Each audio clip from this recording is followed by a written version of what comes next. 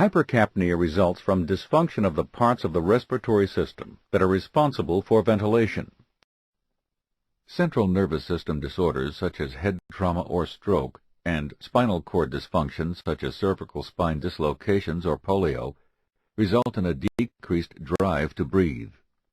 This decreased drive is usually the result of damage to the respiratory center, which is located in the brainstem, or to an inability to communicate with the thoracic muscles via the phrenic nerve.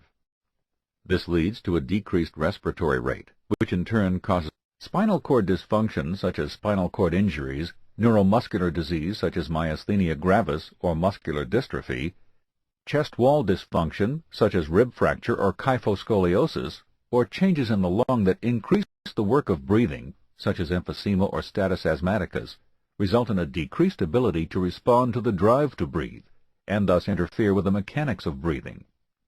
This results in a decreased ability to generate a tidal volume. A decreased respiratory rate and or decreased tidal volume result in a decreased minute ventilation. A decrease in minute ventilation means that the person cannot rid the alveoli of the carbon dioxide that is generated by cellular metabolism, and CO2 builds up in the blood. This increase in the partial pressure of CO2 is called hypercapnia and causes a fall in pH known as respiratory acidosis.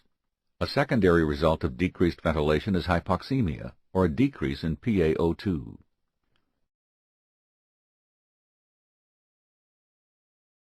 These changes cause persons with ventilatory disorders to become somnolent.